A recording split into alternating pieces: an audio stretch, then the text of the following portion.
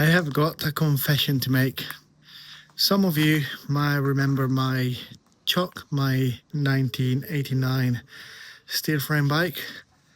Well, there is a little bit of an update on that. Let me show you.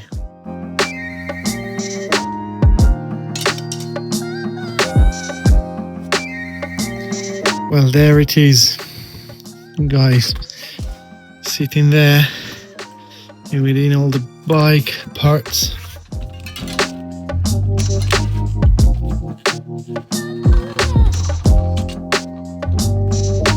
It is there, and as you can tell, it's not a complete bike anymore because I used all the parts of my wheelchair build. So I've got the frame there, there's the Falcon half built, and a few more frames for future bikes.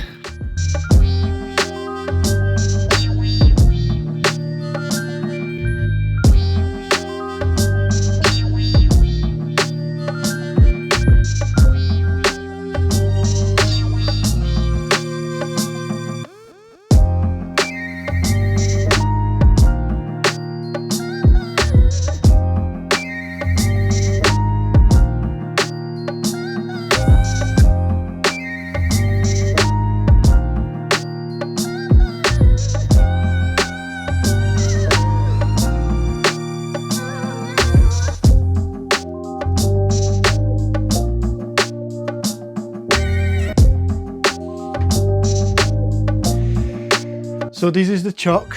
The bike, as you can see, is down to the frame set. The plan with it is to strip it all down, change all the bearings, service it completely, give it a proper clean. I'll change the seat post because this one is not in the best shape and I believe is slightly too small. I might put a shorter stem, and I found a modern shaped bar that would fit an old quill stem. So that's going to be interesting. I might go for a carbon fiber seat post, I don't know. But then the exciting bit is that we are going to give back the Ciocc its Italian soul. So I've got a group set which is a mixture between Campagnolo record and super record 11 speed, and I have got on its way a pair of Campagnolo Bora Ultra to go on with it. I'm very excited for this build. I'm excited about giving the Italian soul back, and I think it's going to look awesome. So now I'm just going to remove the quill stem and the handlebar. Pretty straightforward job. Just like that. And let's just remove all this cable and this. Just remove that. I don't know what is wrong with this cable stop, if it's broken or if it's just not. Just unscrewed completely. I think it's just unscrewed. But what I will do, I'll remove these as well anyway. And then I can kind of service it and clean it and grease it and make it basically brand new.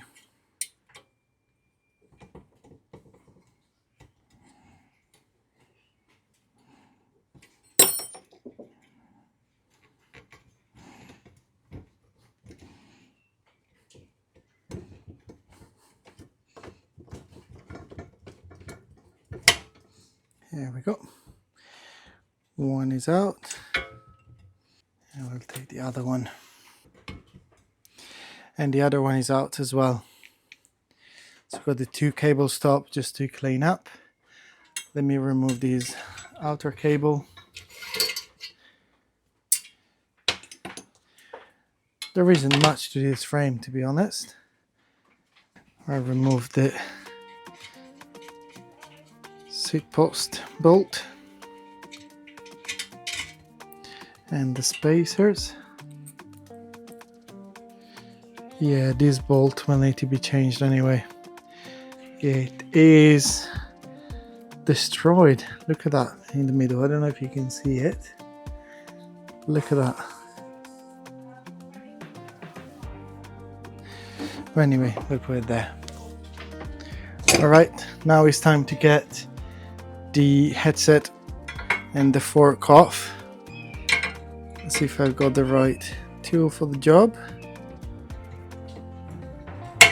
Hopefully I do. I want to see in what condition the bearings are on this bike, because it feels actually alright, so I might not have to change them. Got a little spacer here.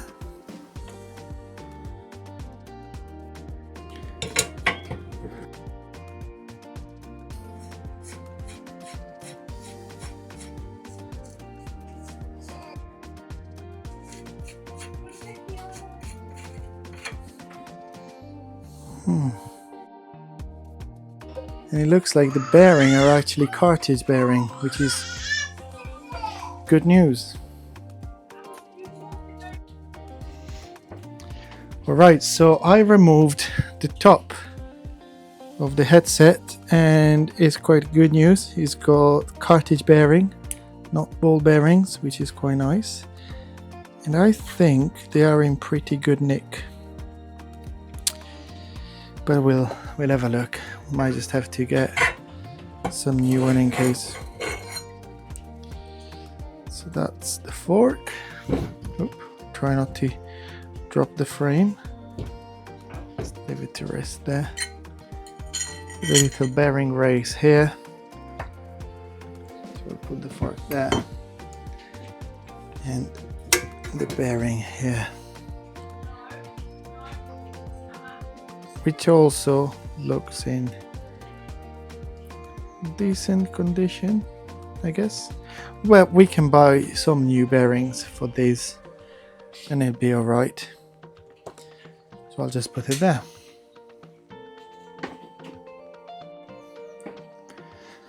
So that's basically it. We've got the frame, the handlebar and quill stem, which I might change.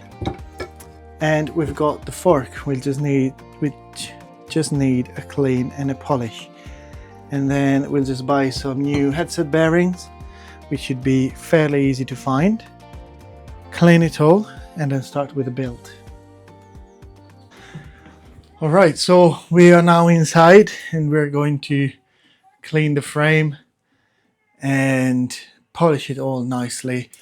But before I do that, I'd like to answer a question that I've been asked on my Instagram by somebody, which is what do I need to look out for when I build an older bike with modern components? So I am no expert for a start, but there are a few points that I think are important. First of all is the bottom bracket. So you've got mainly two types of bottom bracket. The English standard and the Italian standard. There is different threads and different sizes. So make sure you do your research and find out which kind of standard your frame has got. And then also make sure that when you buy a bottom bracket conversion kit, you buy the 68mm width and not 73, because 73 is for mountain bike. Secondly, is the rear dropouts. On older bike, they are 126mm. For newer bikes with 10, 11 speeds and modern quick release wheels, you need 130mm. So spreading the dropouts is something that you'll have to do. And to do so, you can buy a purpose-made tool, or you can improvise it with a little bit of threaded bar. So this is an M10 threaded bar, couple of nuts and a couple of washers. And what you basically have to do is just put these inside the frame. So you put the nuts first. They need to be on the inside because you need to push it to push out. And then the washers to protect the frame. And that's basically it. Let's see if it fit. Not quite. Oop. Without dropping it, possibly. So it goes in like that, and then you start unbolt it and push it out.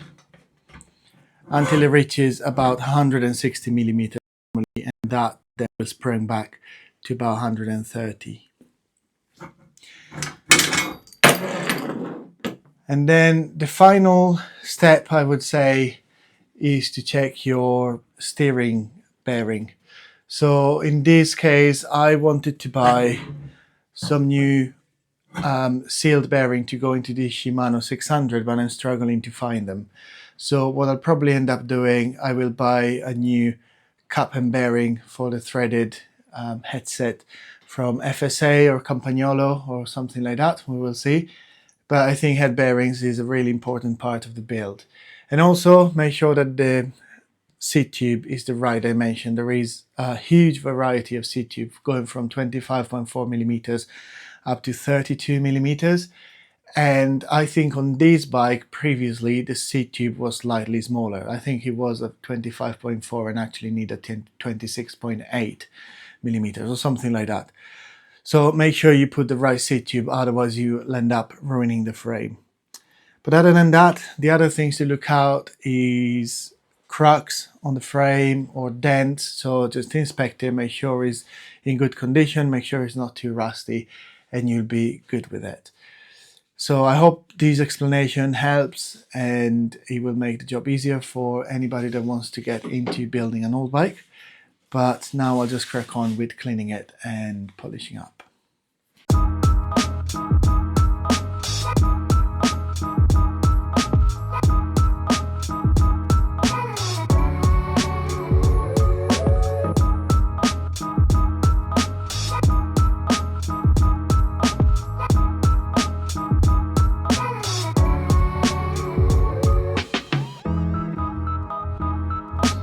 As you can see, the cap in this bearing is slightly corroded, so it's better to change it anyway. So I'll have to hammer them out and then buy some new one. But to clean the bike, I'll just use some kitchen spray, some WD-40 in some places, and just microfiber towel. And then I'll use some metal polish or any polish to just polish up any blemishes. So I'll show you once it's done.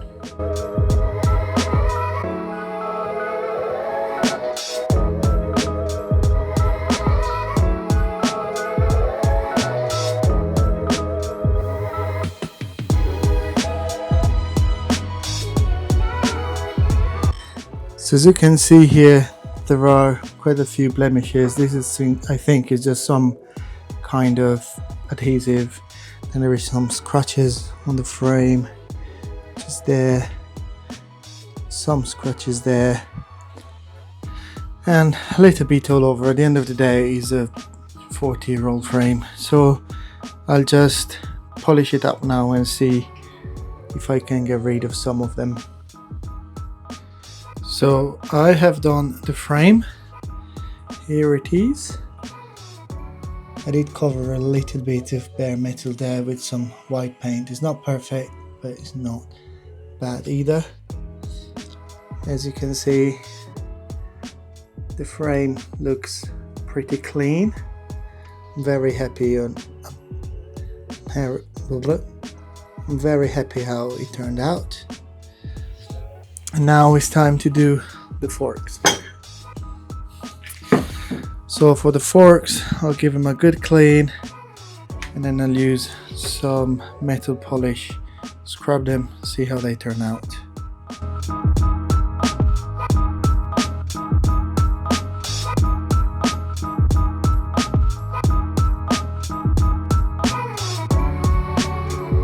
Right, the forks are polished and they look pretty good. There's still a little bit of glue residue there, so I might just finish it off in a bit. But now what I want to do is to remove the headset cap. So I removed one already, which is over here, but I'll show you how I remove it. It's very easy, you don't need any specific tools. All you need is a long screwdriver, thick if possible, and then you just go in and you just hammer it. First I'm going in hitting the bottom on this side with one hit, and then I go on the top with another hit, and then the bottom again and the top, so it avoids ruining the frame and wedging it in it.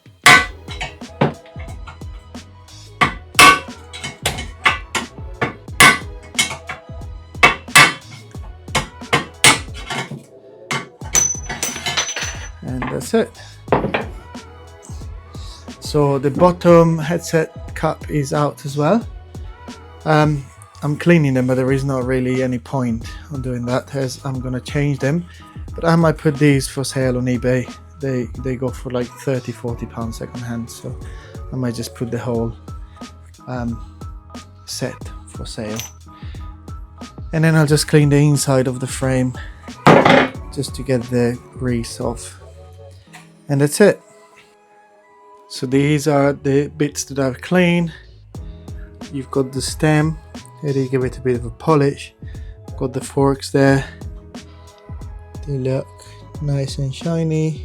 A little bit of pitting on the inside there, but nothing major. And then we've got the frame. I did, as I mentioned earlier, put a little bit of a touch-up paint on the inside of the chainstay and on the back tube there. Overall, I think it looks pretty good. So now we need to go out and we need to spread those dropouts to 130 millimeters. So I'll show you how to do that. Okay, so what we need to do now is to increase the space between these two dropouts from 126 millimeters to 130. To do so, I mentioned earlier, I made these custom tool, which is basically an M10 threaded bar with two 17 millimeters nuts and two big washers. And what they will do, they will go in here, and then I will do up the nuts, and it will slowly increase the distance between the two dropouts. I have got caliper here to measure. You can use a regular measuring tape. I've just got these in hand at the moment, so let's just do that. So to start, we'll need to measure the distance between the two dropouts.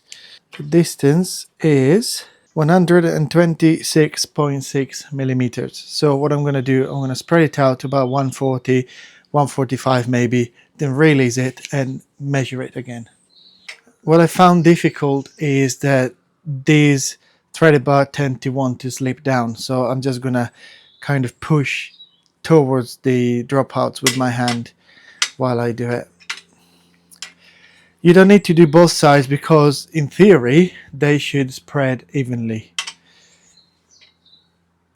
So let's have a measure and see where we are at. We are at 135.2. So we'll need to go a little bit more. Okay, let's measure. Okay, we're 143 at the moment, so I'm just gonna release it and measure it.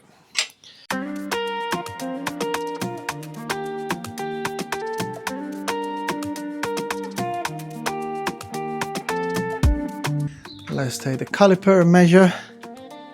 So we've only gone up 0.2.3 of millimeters, so we're at 126.8. So we need to go quite a bit more. Probably I will go up to 160, 150, 160. By memory, my last bike I had to go up to 160. So once I know that, I'll probably go 155 and then measure it.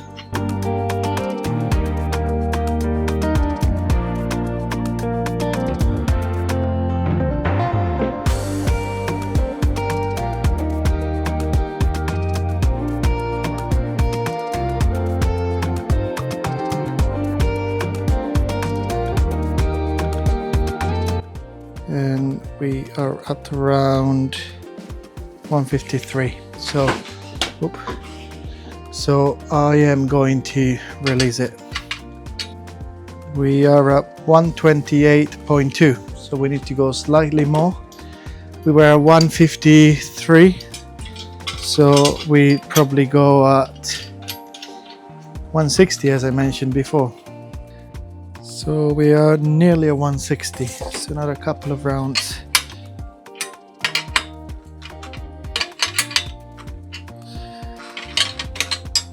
And I think now we should be a 160. Yes, we're at 160. So we'll now release it again and measure. Okay, so let's measure. Fingers crossed. And yes, we're at 130.4. Now, what I have seen people suggest you to do, and probably would be a good idea, is to check that the dropouts are actually in line with each other. To do that, I don't have a tool. I might just make myself one and then just check that these ones are aligned. Okay, so as you can see, I did improvise my alignment tool.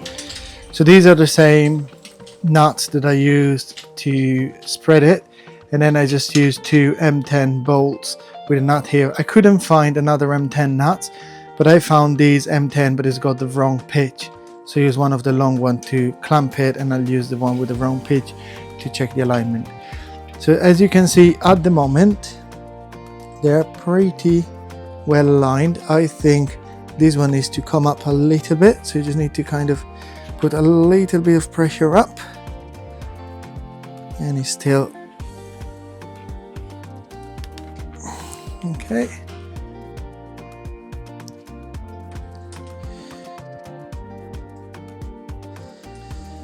I mean, they're not out very much by the look of it. They look pretty well aligned to me. Okay, so now the frame is clean, the dropout are the right width, and the bottom bracket thread is being cleaned with some WD-40 and a brush. This is a bit of a tongue twister. But anyway, so now it's basically ready to be built. So I got some of the stuff to go on it already, but I'm waiting for the wheels, the headset bearing, the saddle, the seat post, and the handlebar and the handlebar tape. So I'll probably wait for those to come and then go on and build it. So today is an exciting day as I've got nearly everything to build up the bike. So let me just show you through and I'll explain everything that is here. So here on the table I've got all the components, or nearly all of them, that I'm going to use to build the Ciocc back up. So starting with the grip set, I've got a Campagnolo mostly record.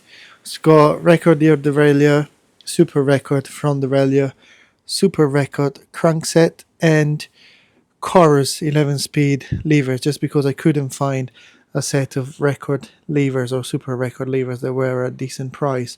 In here I've got the caps for the bottom bracket, which are perfect for these as they've got the Italian thread. Then I have got some Willier pedals, brand new. Got them from a website that I'm going to link down below. I think they look nice, and I think it's nice to keep the Italian heritage of the bike. So that's the decision of going with Campagnolo, was because I wanted to kind of keep the Italian soul of the frame itself. In here I've got the headset bearing and cups made of aluminium. They are made in Japan. They only weigh about 90 grams or something like that. So that's great. They are the same brand as the fork. About the fork, we're going back there in a second, and I'll tell you more about it. I've got Campagnolo 11-speed chain, some Cinelli bar tape. I went with this tape, first of all because it was a good price, but second as well because I think it looks really cool with all those drawing on it, and it's kind of not boring, takes away a bit of boredom from the build. So we'll see how it looks. Then Seatpost, we can put it away, it's not good, I'm waiting for it. This is the stem I'm going to use, also made in Japan. It's quite short as the bike, as I remember it was a bit long for me. Those are the fork that came off the bike, and this is the saddle. I think it looks super cool. I'm not sure if it is perfect for the build, but if it's not, I'm sure I can use it for something else. So this surely is a little controversial for the kind of build, but it is a Selle Italia CX0 saddle. It only weighs 96 grams or something like that. Where is it? Yeah, 96 grams. Well, it's like 96 grams. I think it looks awesome. I think probably looks alright on there as well. Kind of gives a bit of the modern look. So that's one of the pieces that I was excited about. Saying that, I didn't pay a lot of money for it. I think the old retail price was about £400. I paid £50 for that, brand new. About £10 for the tape, £10 for the pedals, few quid for the headset bearing. The group set altogether, I tried to get a complete group set, but I couldn't find one. Or at least I couldn't find one at a decent price, so I bought all the components separately. I think it came around £250 altogether. Now going back to the fork, I had a comment on one of my previous videos saying that they didn't think the fork was original from the bike, as if it was original, it would have the Ciocc design on here, and I agree with that as well. So that makes sense as well of why I need long reach brake with these forks, because for a bike of this era you shouldn't need long reach brake on the front. So I order a set of Campagnolo record brakes. They're on the way. I'll see how they fit on this fork. If I need long reach brakes, then I'll probably just buy a new fork that is actually the right length, because I want to keep the whole group set as Campagnolo this time. Handlebar, another exciting bit. Let me just go and get it. So this is the handlebar.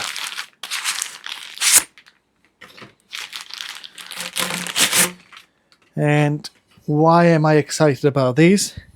Because it has got a 25.4 millimeters clamp, which will go well with the quill stem, but the profile of it is modern. So it doesn't have a round shape like the old handlebar, but it's got a more modern ergonomic grip. So it should make a difference when I'll go on the bike. It should feel awesome. And it's a 42 centimeters. I did want to buy a 40 centimeters, but it wasn't available, so I got these. So that's another part that I'm excited about. Then, really exciting bit are the wheels. So these are the wheels. As you can see, Campagnolo bags. I said I wanted to keep the bike fully Italian, so I went with a set of Campagnolo wheels, and this time I've got a set of Campagnolo Bora Ultra 35 millimeters wheels. They are tubular wheels. As you can see, the tires are not on it at the moment. I took the old tires down and I cleaned it, and it's all nice and clean now, ready to mount the new ones. And I am very excited about this. So this is the front.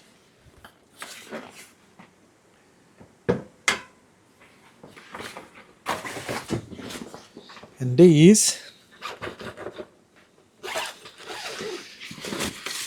is the rear.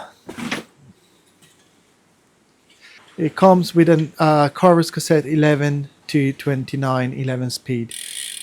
I am so excited about these, you cannot even imagine.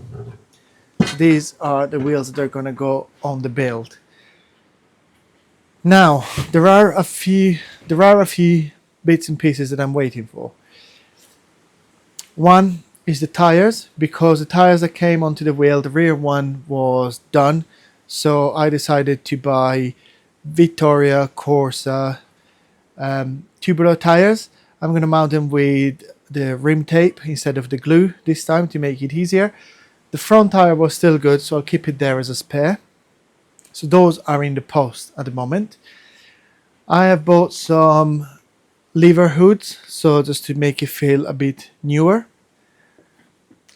Then I have also bought a new seat post, which is in line with the era of the bike. It's got some slots in it. It looks really nice. And then a set of cables to go through with a white outer cable. And lastly, I nearly forgot the record brakes that should be on their way as well. I'm very excited. I will soon start to build this bike, and I believe it's going to look awesome. And I hope you agree with me that giving it a whole Italian grip set, wheels, frame. The only thing that's not Italian is actually the handlebar and the forks, which the handlebar is English and the forks are Japanese. But the rest is all Italian, including the pedals and the bar tape.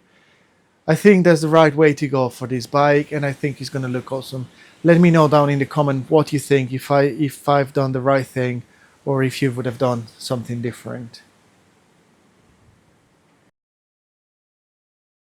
So it's time to build the bike back together.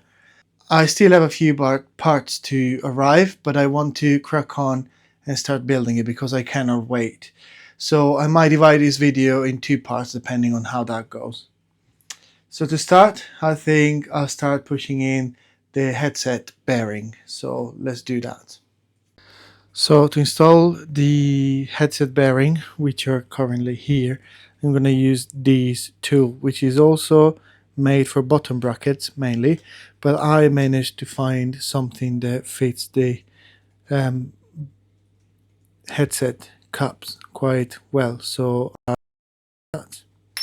as I mentioned earlier, I'm going to use the bottom bracket tool here. I've got these adapter. The cap fits flush onto it.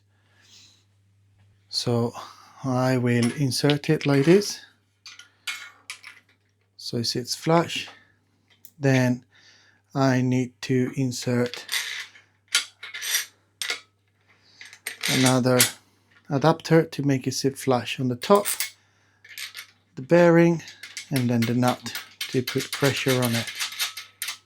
To press them in, you need, in this case, a 17mm spanner on the top. Let me just adjust.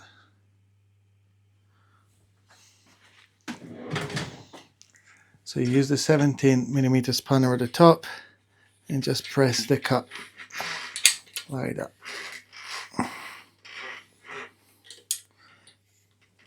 And that's it. And it sits perfectly flush, as you can see. And then all you need to do is just undo the nut at the top, remove everything, and do pretty much the same for the top.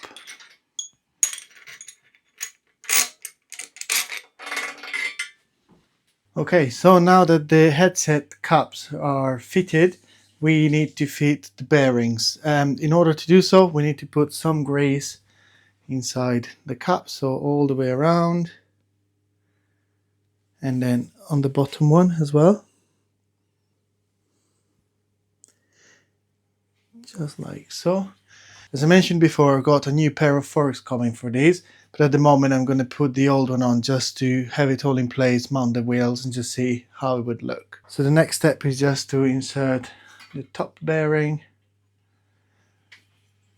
Then we'll get the fork. We will put the bottom lip of the fork. It needs to slot in quite tight at the bottom.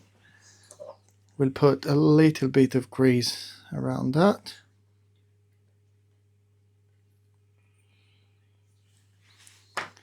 And then it's time to put the weather seal for the bearing,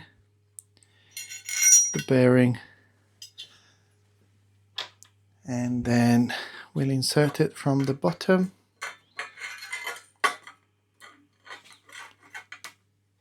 And then we'll put the retaining nut on the top. Okay, so now the top nut is done. Just need to check the bearings, they're fine. I think it might need to be loosened up a little bit.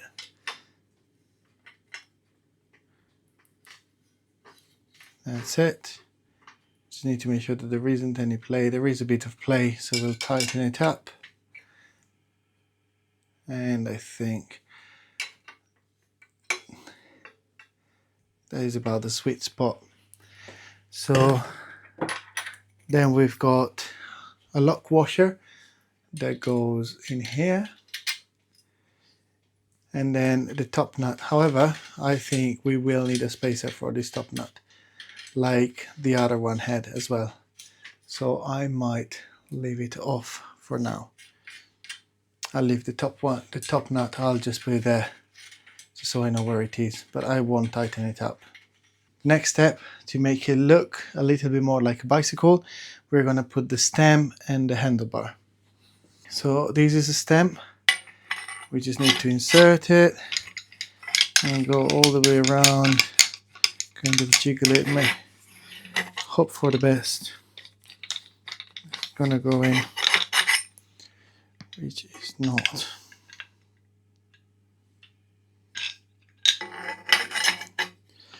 Let's have a look. It's got quite a tight turn, this handlebar, so it's just slightly tricky to go in. We just need to undo this bolt.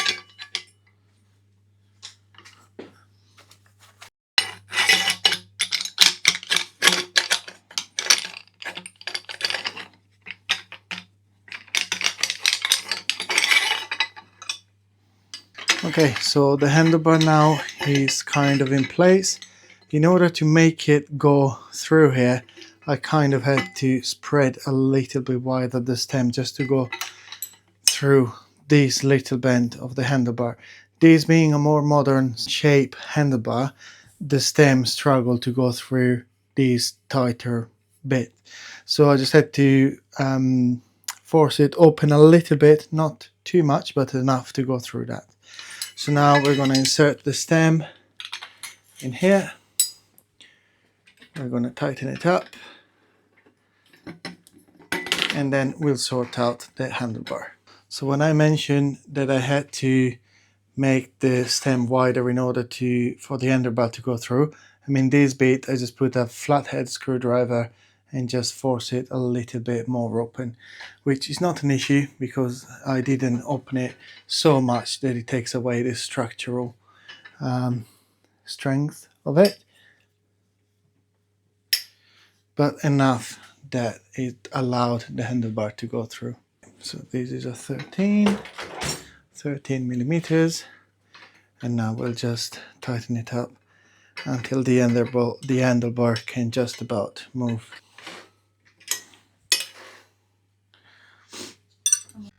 Next step, we need to make sure that the handlebar is centered, so we'll just measure.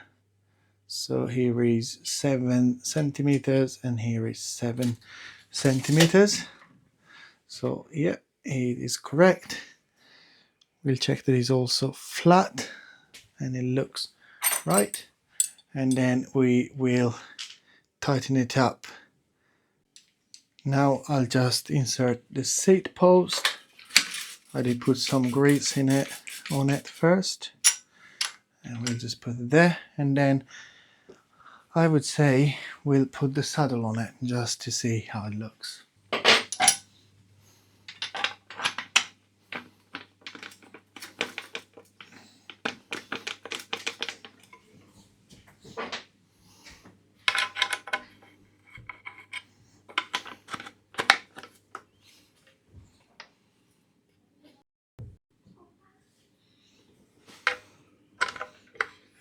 Now you start looking like a bike again, slowly.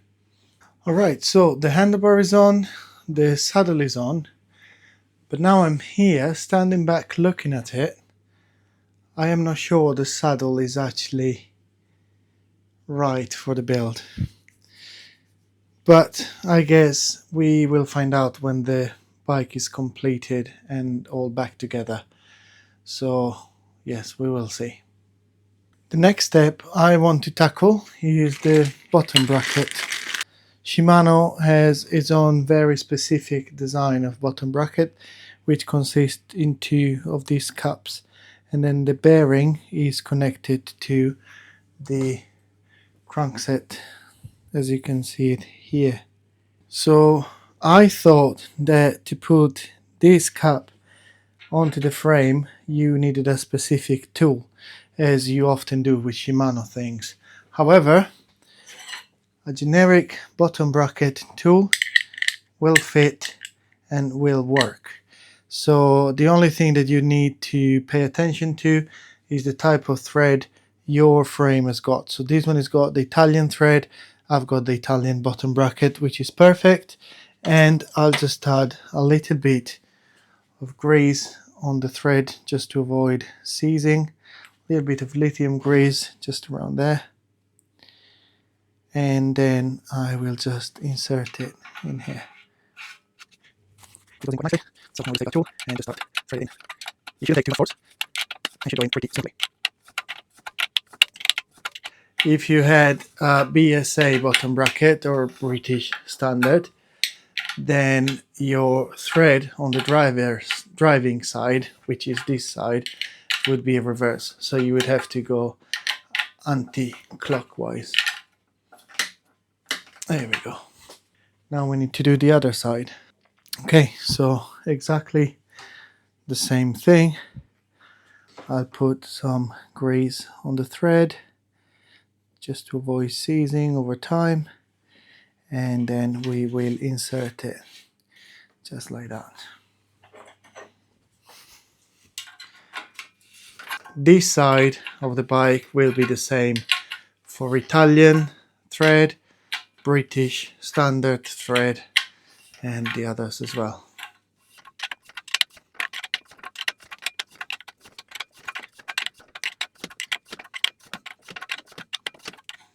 You can get more comfortable tools that attach onto a wrench, but I've got this. It's a cheap one, still does the job. It's just a little bit more uncomfortable. Now I want to insert the crankset. I will cover these in lithium grease, mainly because the frame, I'm going to show you now. As you can see inside the bottom bracket, you can see there is a hole just there, and it was kind of the signature of the frame just right there. So there is the risk that some dirt is going to go in it and affect the crankset. So because the bottom bracket doesn't have a sleeve, or at least it didn't come with it, I will cover the crankset arm in grease just to protect it. And then I will also put the grease around the bearing. And then I'll do the other side as well.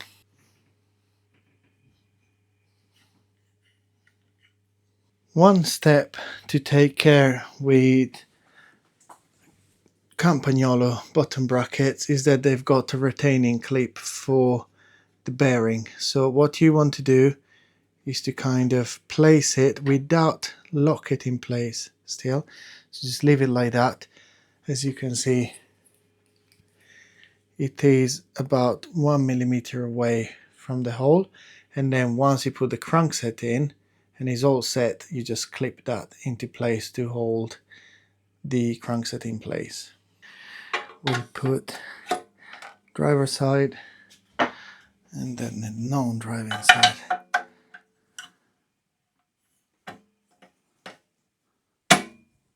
Okay, let's see if they're aligned, and they are. And then there is a 10 millimeter Allen bolt that goes in there to hold them together. So I'll just go in there, gently try to find the thread, and then do it all up. And this needs to be done at about 50 Newton meters. I don't have a long enough Allen bit to go in there and use the torque wrench, but I will do that in the next couple of days when everything else arrived. But it's an important thing, don't forget to do that one up so it doesn't come apart while you ride it.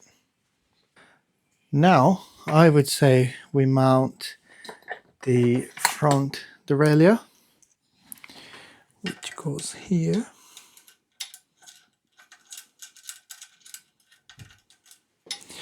We'll just roughly mount it for now, then we will do the final adjustment when we're ready. So about that.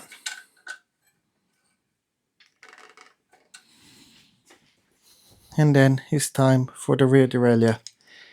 I was expecting the derailleur to be like any other derailleur I've ever mounted. So you just use an Allen key, you put it in here and then screw it on.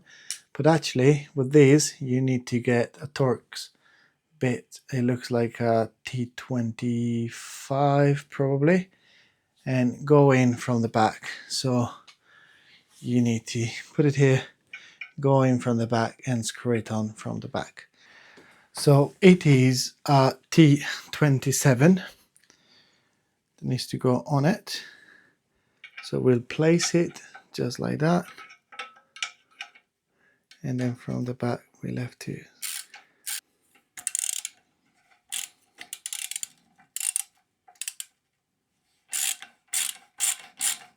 there we go, easier from this side. And you just need to think that you see this side, it needs to go counterclockwise, because you need to imagine that you go in from the front, not from the back. But anyway, now it's in, it's tightened up in place and it looks great. I think the next step would be to put the tires on the wheel. I need to put the cables up on here actually first, so let's do that.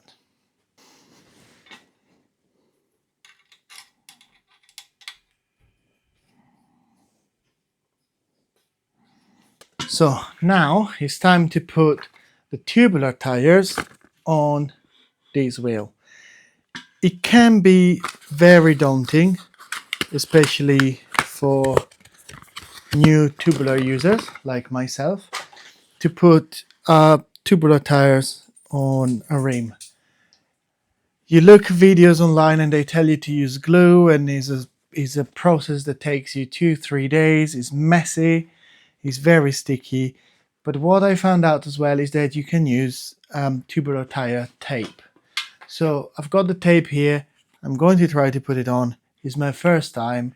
Hopefully it goes well. But first, why did I go with tubular tire wheels? Well, because these wheels brand new were about £2,500. I've got them really cheap because they're tubular tire. Nowadays, nobody wants tubular tires because they think they are messy to put on the wheels. They are difficult to put on the wheels, and also they think they are less reliable than clincher or tubeless tire. But that's for another video. Today is just to put the bike together and see how it goes. So for a start, we need to make sure that the rim is all nice and clean. As I mentioned before, it's all been cleaned with acetone. All the old glue has been removed, and also I give it a light sand with a 320 sandpaper, just really light, just to clear the surface even more. And then I cleaned it again with acetone. So first of all, we need to take the tape. I've done it with glue once on the TT bike and it was very messy. So we'll take the tape, and then you want to start where the valve hole is. So we start with the tape there, just by the valve hole, and just make sure that you follow the rim straight.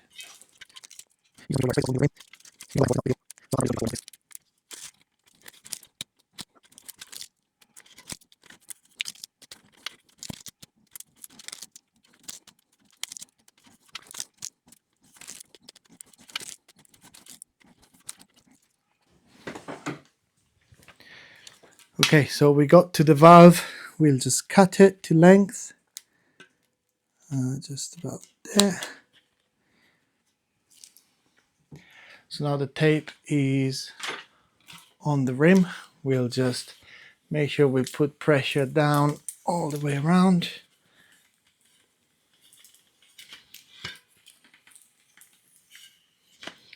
So it's on good contact.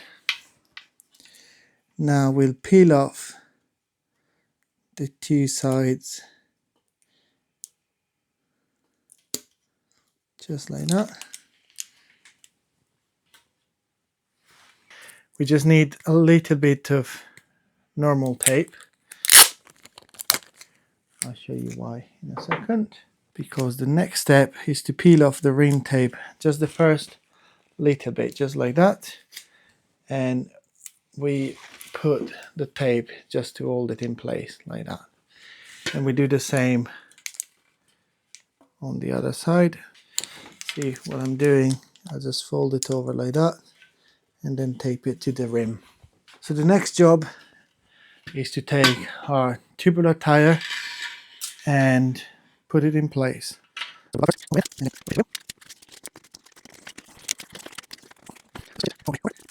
Once it's in place, it's time to inflate it.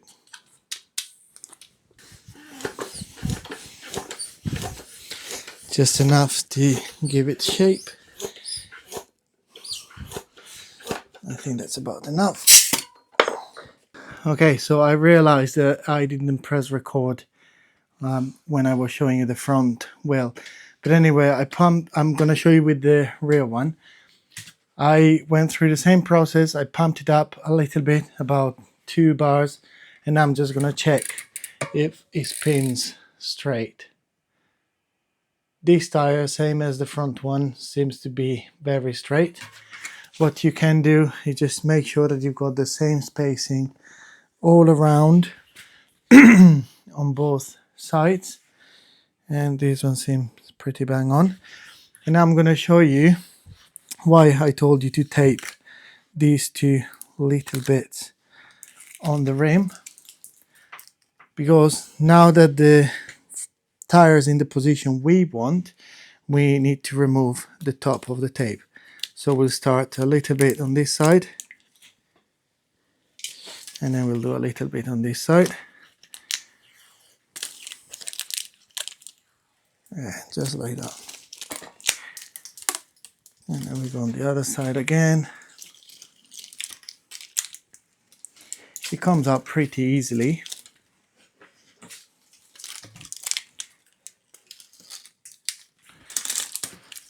Okay, and the tape is out. So now all you need to do is to pump this wheel up. I'll do it to about 120 psi and let it sit overnight just to make sure that the glue on the tape dry. There is no recommendation about it. I just feel like it's a good idea to do so. But in theory, you should be good to go and ride them pretty much straight away. And I must say, to use the tape instead of the glue, it probably took me less time to do these two tubular tires than actually do a clean tread tires with tube. There was no struggle, they went on very easily. My hands are clean, and really it was pretty amazing. I think that rim tape was a game changer for me. I wasn't aware about it before, but I'm glad I stumbled across it. So now I'll just put the wheels on the bike and see how it looks with that. So the Ciöcc is starting to take shape. Again, I'm happy with the direction this is going. I want to make a few changes. One is to shorten the stem. I want this to fit really flush, remove the spacer, and lower this at about this height. The saddle, I am definitely not happy with that. I don't think it fits the bill. I will have to get something a little bit more classic and that fits the style of the bike. But overall, I'm very happy. We'll wait for the forks, we'll mount the brakes, the levers, and I think it will look awesome. So if you are curious to see how this build comes along, stay tuned and look out for part 2 of the video. I think I'll end this video here for now while I'm waiting for the parts. If you liked it, please don't forget to like the video, subscribe to the channel and leave a comment down below. Let me know what you think of the bike and let me know if you got any advices. I'll see you in the next one.